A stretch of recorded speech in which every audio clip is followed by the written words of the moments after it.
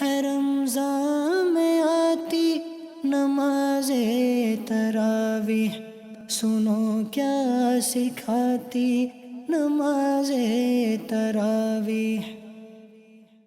الحمدللہ رب العالمین والصلاة والسلام علی سید المرسلین، اما بعد فاعوذ باللہ من الشیطان الرجیم، بسم اللہ الرحمن الرحیم۔ الصلاة والسلام علیک یا رسول اللہ وعلی آلک واصحابک یا حبیب اللہ۔ الصلاة والسلام علیک یا نبی اللہ وعلی آلک واصحابک یا نور اللہ۔ مدرسہ کے ناظرین، پروگرام درس تراویح میں آپ کو خوش آمدید کہتے ہیں۔ اللہ پاک قرآن پاک کا نور ہم سب کو عطا فرمائے اور ہمارے سینوں کو روشن اور منور فرمائے۔ 10ویں شب ہے، عشرہ رحمت کی آخری شب ہے۔ دیکھتے ہی دیکھتے ماہ مبارک کے 9 ایام گزر چکے اور آج یہ 10ویں شب ہے۔ اللہ ہم سب کو اس رات کی بھی اور اس عشرے کی برکتوں سے حصہ عطا فرمائے اور ہم پر اپنی خاص رحمتیں عطا فرمائے۔ 10ویں پارے کے اندر ابتدا کے اندر ہی غزوہ بدر کے حوالے سے اور بالخصوص مسلمانوں کی جو اللہ پاک نے مدد فرمائی اور خاص ان پر ایک سکینہ عطا فرمایا، اور بظاہر تعداد میں کم تھے لیکن ان کو کفار دیکھتے تو ان کو ایسا لگتا کہ مجمع بہت زیادہ ہے، ان کی نظروں میں یہ زیادہ تھے،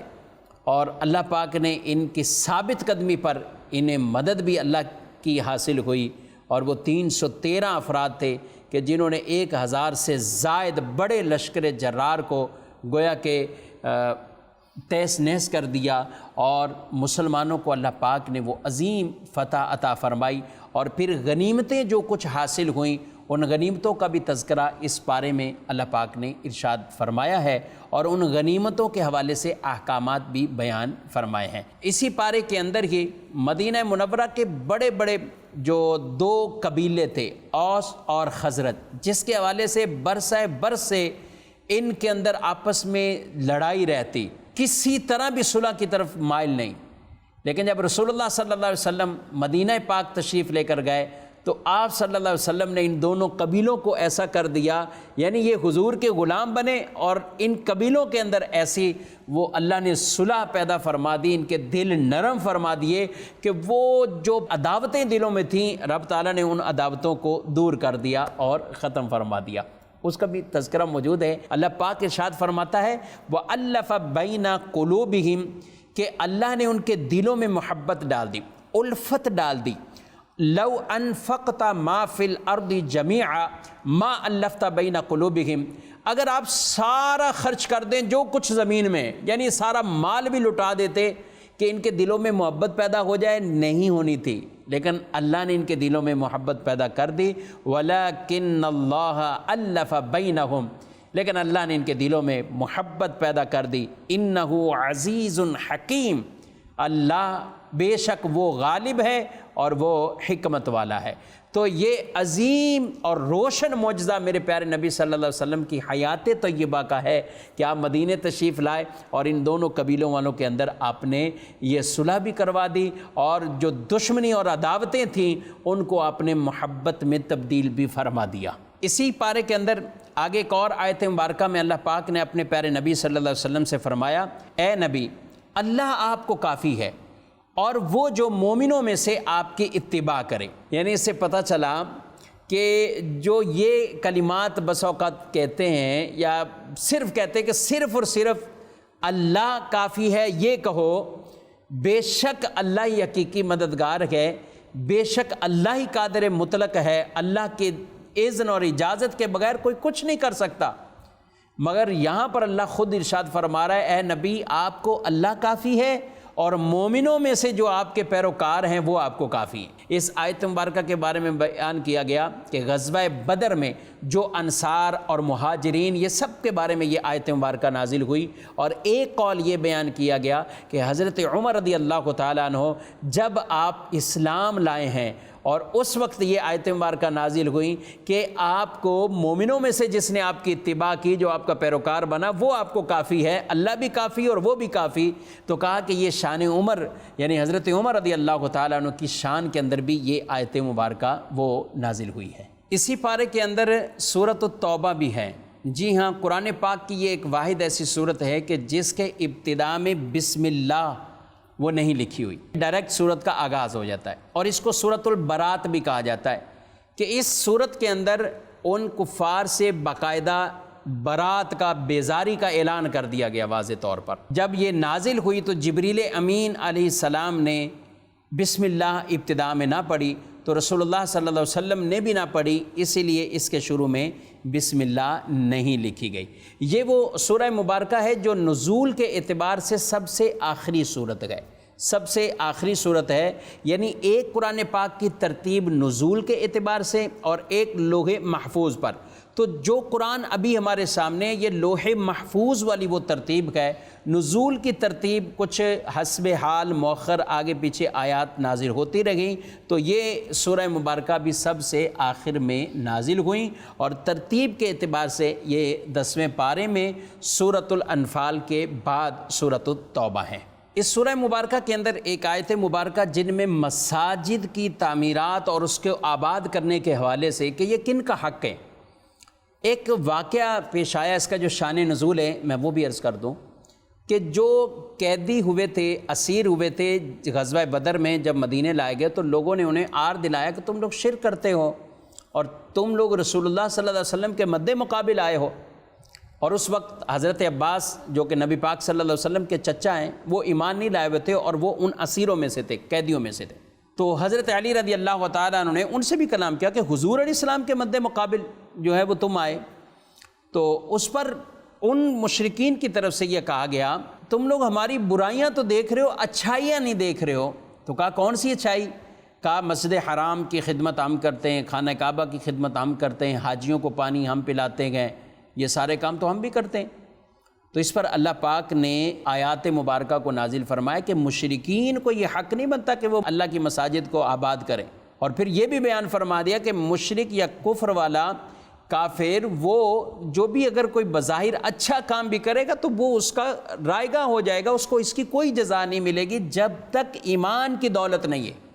ایمان کی دولت نہیں ہے۔ اللہ دنیا میں انہیں کچھ عطا کر دے گا لیکن آخرت میں ان کے لیے کوئی جزا نہیں ہے۔ تو یہ بڑی ایک بیسک آیت مبارکہ ہے۔ آج بھی کئی لوگ طرح طرح کی گفتگو کرتے ہیں، کوئی کہتا ہے کہ ہم اسلام ایمان کی بات نہ کرو، ہم خدمت انسانیت کی بات کرتے ہیں، آپ یوں کرو ہم یوں کر رہے ہیں، یعنی معاذ اللہ وہ اسلام کو کچھ سمجھتے نہیں، یا کچھ ایسا کچھ بول بھی جاتے ہیں کہ جو ان کے کلمات کبھی کبھی کفر تک ہوتے ہیں۔ تو لہذا خدمت انسانیت یہ ہمیں دین نے سکھائی ہے، اسلام نے سکھائی ہے۔ تو سب سے پہلے اسلام، اس کے بعد بقیہ جو نیکیاں ہوں گی وہ اللہ کی بارگاہ میں قابل قبول ہوں گی، اور اگر ایمان اسلام ہی نہیں تو پھر کوئی بھی اچھائی ہوگی اس کا آخرت میں اللہ کوئی انعام نہیں دے گا، اس کی کوئی جزا نہیں ہوگی۔ دنیا میں اس کے بدلے میں اسے کچھ دے دیا جائے گا لیکن آخرت کے اعتبار سے اس کے اعمال وہ رائگاں ہو جائیں گے۔ اللہ پاک ارشاد فرماتا ہے ما کان للمشرکین ان یعمروا مساجد اللہ شاہدین علی انفسہم بالکفر اولئک حبطت اعمالہم وفی النار ہم خالدون۔ فرمایا مشرکوں کو کوئی حق نہیں کہ وہ اللہ کی مسجدوں کو آباد کریں جبکہ یہ خود اپنے کفر پر گواہ ہیں، یعنی خود کافر ہیں، تو پھر ان کو کوئی حق نہیں پہنچتا۔ اور کہا ان کے تمام اعمال برباد ہیں اور یہ ہمیشہ آگ میں رہیں گے۔ تو یہاں پر ان کو باقاعدہ یہ کہہ دیا گیا، اور کہ جب کفر پر تم خود موجود ہو، گواہ بھی ہو، اور پھر کہو کہ ہماری یہ اچھائیاں بھی شمار کی جائیں، تو یہ اچھائی کسی طرح کی اچھائی نہیں، کیونکہ سب سے بڑی اچھائی تم نے ترک کی ہوئی ہے اسلام قبول نہ کرنا۔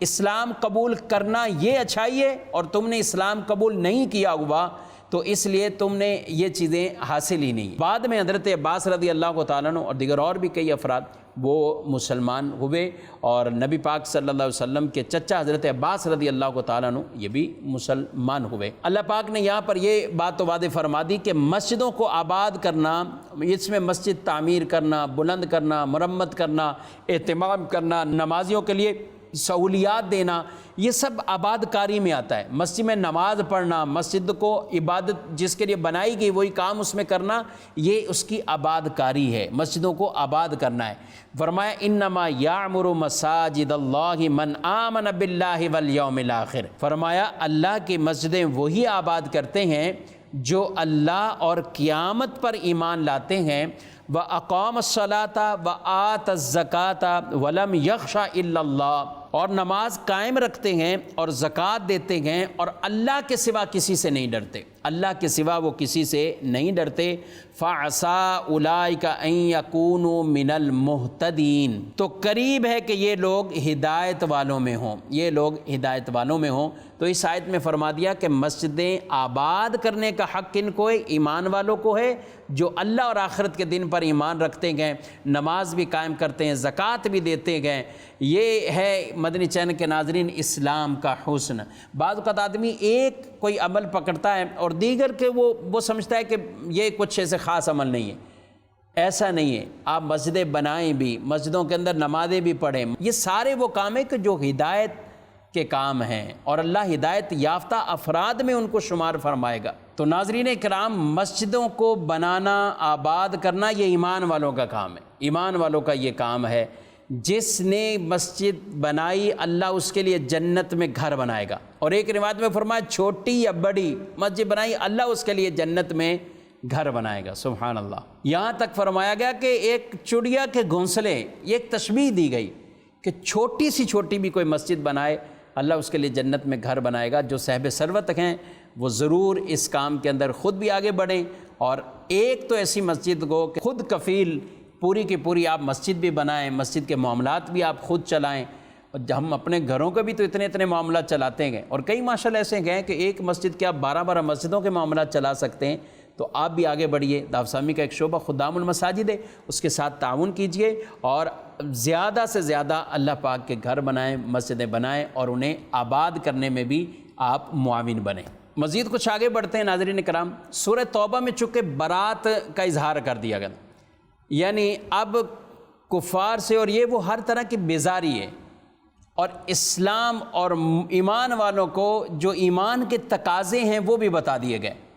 اور ایک آیت مبارکہ آگے جس کو محبت الہی، محبت رسول کے حوالے سے جو سب سے بیسک کہنے کے آیت مبارکہ ہے، اللہ نے اس میں کئی رشتوں کا تذکرہ فرمایا۔ آئیے وہ رشتے کون سے اللہ نے بیان فرمائے، کن لوگوں کا تذکرہ کیا ہے، وہ بھی اسی 10ویں پارے میں اور سورۃ التوبہ میں ہے۔ اللہ پاک ارشاد فرماتا ہے، قُلْ إِن كَانَ آبَاؤُكُمْ وَأَبْنَاؤُكُمْ وَإِخْوَانُكُمْ وَأَزْوَاجُكُمْ وَعَشِيرَتُكُمْ وَأَمْوَالٌ اقْتَرَفْتُمُوهَا وَتِجَارَةٌ تَخْشَوْنَ كَسَادَهَا وَمَسَاكِنُ تَرْضَوْنَهَا أَحَبَّ إِلَيْكُم مِّنَ اللَّهِ وَرَسُولِهِ وَجِهَادٍ فِي سَبِيلِهِ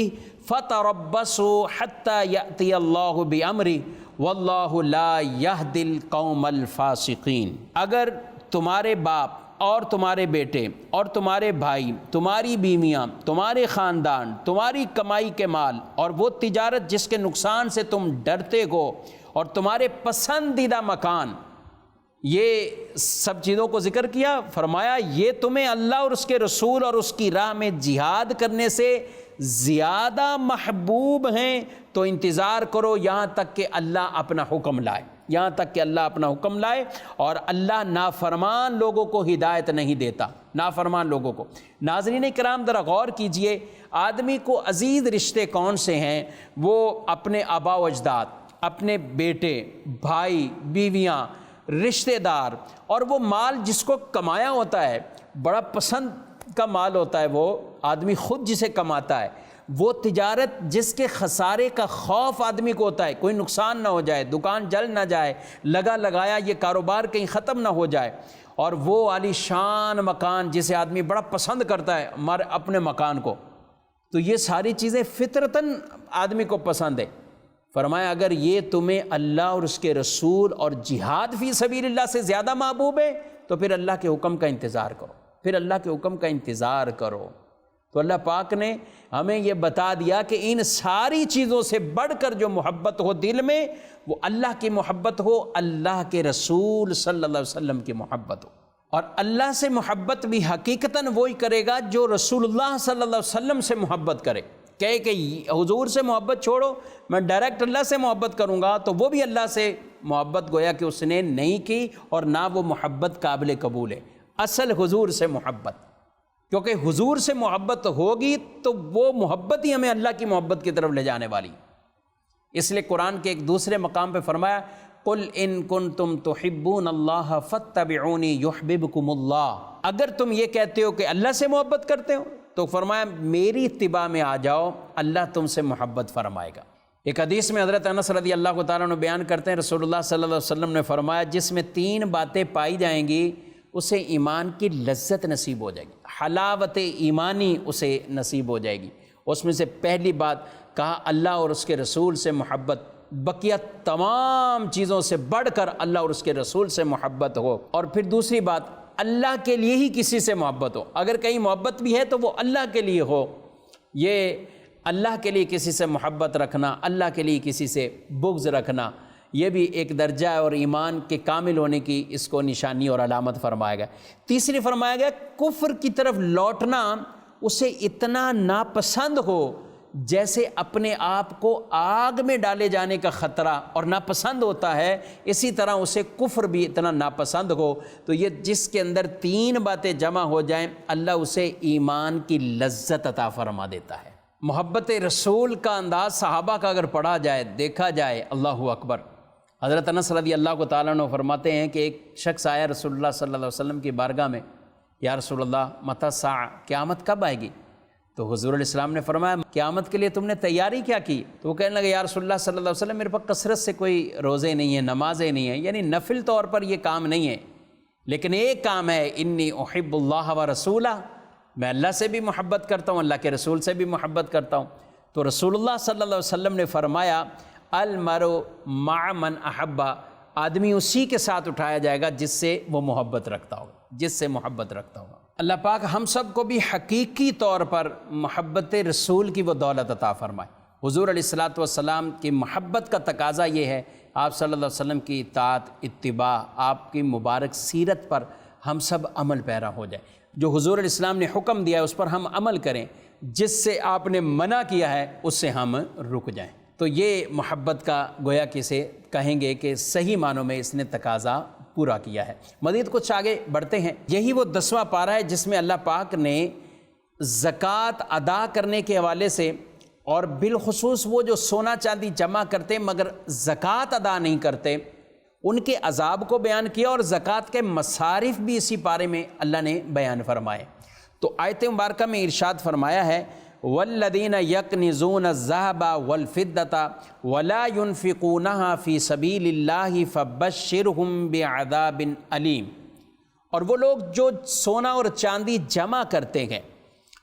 اور انہیں اللہ کی راہ میں خرچ نہیں کرتے، آپ انہیں دردناک عذاب کی خوشخبری سنائیں، انہیں بتائیں کہ دردناک عذاب ہے۔ تو یاد رکھیں جن کے پاس اتنا زیور، اتنا سونا یا چاندی یا وہ مال ہے کہ جس پر زکوٰۃ لازم ہوتی ہے اور وہ پھر بھی زکوٰۃ کی ادائیگی کو نہیں کرتے، تو ان کے لیے سخت ترین وعیدیں اور عذاب یہ خود قرآن بیان فرما رہا ہے۔ اور اللہ ارشاد فرماتا ہے یوم یحمى علیہا فی نار جہنم فتقوی بہا جباہہم وجنوبہم وظہورہم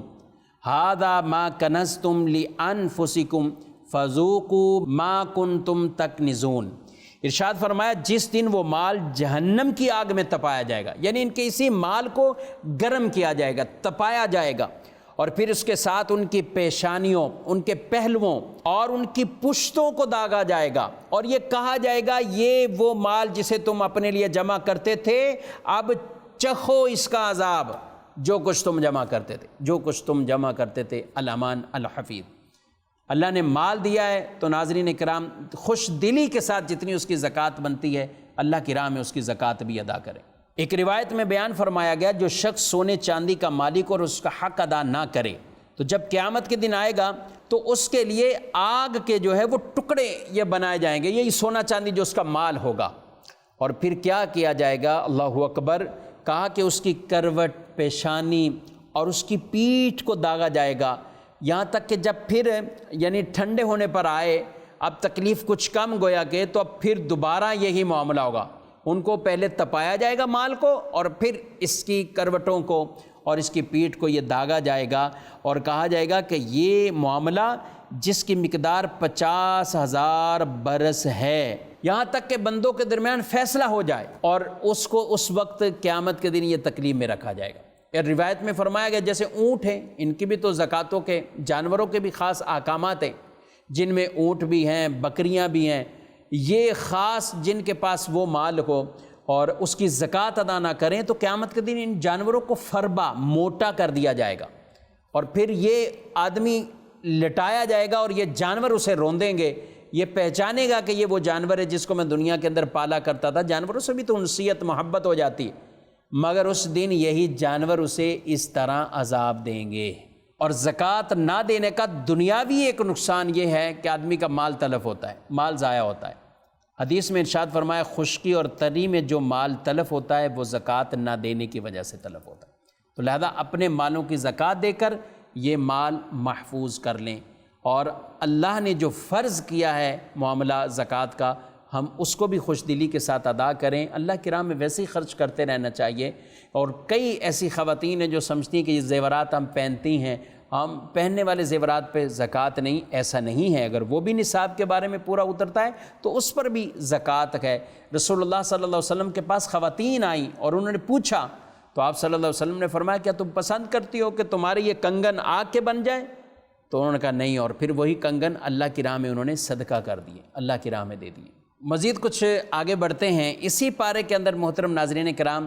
خاص وہ غار کا بھی تذکرہ ہے کہ جب نبی کریم صلی اللہ علیہ وآلہ وسلم نے ہجرت فرمائی ہے اور آپ وہ کچھ راتیں آپ نے غار کے اندر گزاری ہیں، قرآن پاک میں ارشاد فرمایا ثانی اثنین اذ ہما فی الغار اذ یقول لصاحبہ لا تحزن ان اللہ معنا، جب کہ یہ دو میں سے دوسرے تھے، جب دونوں غار میں تھے اور جب یہ اپنے ساتھی سے فرما رہے تھے کہ غم نہ کرو بے شک اللہ ہمارے ساتھ ہے، غم نہ کرو اللہ ہمارے ساتھ ہے۔ فَأَنزَلَ اللَّهُ سَكِينَتَهُ عَلَيْهِ، اللہ نے ان پر سکینہ نازل فرمایا، انہیں سکون اطمینان عطا فرمایا۔ اور یہ خاص وہ غار کی راتیں ہیں کہ جو رسول اللہ صلی اللہ علیہ وسلم کی خدمت صدیق اکبر رضی اللہ تعالیٰ عنہ نے کی، اور غار ثور پر جاتے ہوئے اپنے کندھوں پہ بھی بٹھایا، غار کے باہر حضور علیہ السلام کو کچھ ٹھہرنے کا عرض کیا اور خود غار میں گئے، غار کی صفائی بھی کی، یہاں تک کہ آپ نے کس قدر یہ اپنے عشق کا گویا کہ اظہار بھی کیا ہے کہ سانپ ڈستا رہا، صدیق اکبر رضی اللہ تعالیٰ عنہ اپنے انگوٹھے کو وہاں سے نہیں، پاؤں کے انگوٹھے کو ہٹاتے اور حضور علیہ السلام کے آرام میں خلل نہ پڑ جائے، اور اس تکلیف کو بھی آپ برداشت کرتے رہے، یعنی گویا کہ اپنی جان کی قربانی بھی آپ نے دے دی۔ یہ پورا غار اور ہجرت کا جو واقعہ ہے یہ اتنا وہ عظیم واقعہ ہے کہ جس میں صدیق اکبر رضی اللہ تعالیٰ نے اپنی ہر طرح کی جانی مالی قربانی دے دی۔ دشمن جان لینے پر ہیں لیکن آپ کبھی آگے کبھی پیچھے، کبھی دائیں کبھی بائیں، اور پھر حضور علیہ السلام سے کہتے ہیں یا رسول اللہ صلی اللہ علیہ وسلم مجھے جب خوف لگتا ہے دشمن آگے سے نہ آ رہا ہو تو میں آگے ہو جاتا ہوں، دائیں سے تو میں دائیں، کبھی بائیں کبھی پیچھے۔ سبحان اللہ۔ یہی وجہ حضرت عمر رضی اللہ تعالیٰ عنہ وہ بھی یہ تمنا کرتے تھے کہ میری ساری نیکیاں وہ ابو بکر لے لیں، وہ ایک نیکی خاص جو خدمت والی غار کی تھی وہ مجھے عطا ہو جائے، یعنی وہ ایک ہی نیکی ایسی ان کے پاس ہے گویا کہ، اور بھی صدیق اکبر رضی اللہ تعالیٰ عنہ کے پاس بہت سی نیکیاں ہیں لیکن وہ ایک نیکی کہ گویا کہ عمر کی ساری نیکیوں پر غالب ہے۔ سبحان اللہ۔ اور صحابہ اس نیکی کا تذکرہ فرمایا کرتے تھے۔ یہاں حضور علیہ السلام کا ثانی یعنی دوسرے نمبر پر صدیق اکبر رضی اللہ تعالیٰ عنہ کو کہا گیا، تو قربان جائے اللہ نے یہ کیسی شان آپ کو عطا فرمائی ہے کہ ادھر ہیں تو سات ثانی یعنی دوسرے نمبر پر یہ ہیں۔ نبی پاک علیہ السلام مدینہ شریف تشریف لے گئے اور بوجہ علالت آپ مسجد میں نماز کے لیے جب نہیں تشریف لا رہے تھے تو فرمایا ابو بکر سے کہو وہ نماز پڑھائے، اور ابو بکر کے علاوہ کسی پر یہ مسلمان اور اللہ راضی نہیں ہوں گے، تو وہاں بھی دوسرا نمبر صدیق اکبر رضی اللہ تعالیٰ عنہ۔ پھر حضور علیہ السلام دنیا سے پردہ فرما گئے اور مزار شریف میں چلے گئے، اور صدیق اکبر رضی اللہ تعالیٰ عنہ کو وہاں بھی نبی پاک صلی اللہ تعالیٰ علیہ وآلہ وسلم کے قرب میں اور اسی حجرہ مبارکہ کے اندر تدفین مل گئی، دفن ہونا نصیب ہو گئے، تو وہاں بھی آپ دوسرے نمبر پر ہیں اور گویا کہ وہ ثانی کے مصداق بنے۔ اور قیامت کے دن میرے آقا صلی اللہ علیہ وسلم نے فرمایا میں اٹھوں گا اس حال میں ایک ہاتھ میں ابو بکر کا ہاتھ ہوگا اور دوسرے ہاتھ میں عمر کا ہاتھ ہوگا، یوں قیامت کے دن ہمیں اٹھایا جائے گا، یعنی غار میں بھی ساتھ ہیں، مزار میں بھی ساتھ گئے۔ سبحان اللہ، اللہ ہمیں بھی حضور اسلام کے تمام صحابہ، بالخصوص سیدنا صدیق اکبر خلیفہ اول بلا فصل، مسلمانوں کے سب سے پہلے خلیفہ رضی اللہ تعالیٰ عنہ، ان سے بھی اللہ پاک ہمیں خصوصی عقیدتیں اور محبتیں نصیب فرمائے۔ مزید کچھ آگے بڑھتے ہیں، اس بارے میں اللہ پاک نے مصارف زکوٰۃ بھی بیان فرمائے، انما الصدقات للفقراء والمساکین، کہ بے شک صدقے فقراء کے لیے، مساکین کے لیے، اور بھی جو کیٹیگری بیان کی، مقروض، گردنیں آزاد کروانا، اور فی سبیل اللہ، یعنی جو مسافر ہیں اور فی سبیل اللہ ہیں، یہ مختلف وہ افراد بیان کیے گئے جن کو زکوٰۃ دی جا سکتی ہے۔ فقیر اس شخص کو کہتے ہیں جس کے پاس مال ہو لیکن اتنا نہ ہو کہ وہ نصاب تک پہنچے، یہ فقیر کہلاتا ہے، جسے شریف فقیر کہا جاتا ہے۔ یہ وہ شخص ہے جو زکوٰۃ مانگ نہیں سکتا، لیکن اگر کوئی اسے دیتا ہے تو اس کی زکوٰۃ ادا ہو جاتی ہے اور یہ لے بھی سکتا ہے، مگر سوال کرنا، مانگنا، اس کی اجازت نہیں ہے۔ اور ایک ہوتا ہے مسکین، جس کے پاس ایک وقت کا بھی کھانا نہیں ہے، تو یہ وہ شخص ہے جس کے لیے مانگنے کی بھی اجازت دی گئی ہے کہ وہ سوال بھی کر سکتا ہے۔ یاد رکھیں محترم ناظرین کرام، زکوٰۃ کے مصارف بڑے خاص ہیں۔ ہم اپنی مرضی سے ایسا نہیں کہ جیسے مرضی ہم خرچ کر دیں اور کہیں زکوٰۃ بھی ہماری ادا ہو جائے۔ اب کوئی پیسہ لائے مسجد میں خرچ کر دے اور بولے زکوٰۃ بھی ادا ہو جائے، پیسہ لائے اور مدرسے کی تعمیر کرا دے، ڈائریکٹ تعمیر میں لگا دے اور بولے زکوٰۃ بھی ہماری ادا ہو جائے، پیسہ لائے اور کہیں ہاسپٹل کی بلڈنگ بنا دے، زکوٰۃ بھی ہماری ادا ہو جائے، ایسا نہیں ہے۔ ہمیں اس کے لیے علماء کرام، مفتین کرام سے وہ مسئلہ پوچھنا ہوگا کہ کس انداز سے ہم یہ پیسہ یہاں خرچ کریں کہ ہماری زکوٰۃ بھی ادا ہو جائے اور یہ کام بھی ہو جائے۔ کئی لوگ اپنی من مرضی سے زکوٰتیں اس طرح ادا کرتے ہیں کہ وہ کام تو ہو جاتا ہے، زکوٰۃ ان کی ادا نہیں ہوتی، چاہے کسی کی شادیاں کروائیں، چاہے کسی کو مکان دلائیں، اس میں کئی اس طرح کی پیچیدگیاں آتی ہیں۔ لہذا جب بھی آپ زکوٰۃ دے رہے ہوں تو بالخصوص زکوٰۃ کی ادائیگی بھی بڑی توجہ کے ساتھ اور وہ احکام سیکھتے ہوئے، سمجھتے ہوئے پھر ہم اپنے مال کی وہ زکوٰۃ ادا کریں تاکہ یہ زکوٰۃ ہماری رائیگاں نہ جائے۔ اللہ پاک ہم سب کو اپنی راہ میں خرچ کرنے کی بھی توفیق عطا فرمائے۔ زکوٰۃ تو فریضہ ہے، یہ بھی دیجئے، اور نفلی طور پر بھی اللہ کی راہ میں خرچ کریں تاکہ سخاوت کے وہ درجے پا سکیں۔ اللہ پاک مجھے آپ کو عمل کی توفیق عطا فرمائے، آمین، بجاہ النبی الامین صلی اللہ علیہ وآلہ وسلم۔ ہے رمضان میں آتی نماز تراویح، سنو کیا سکھاتی نماز تراویح۔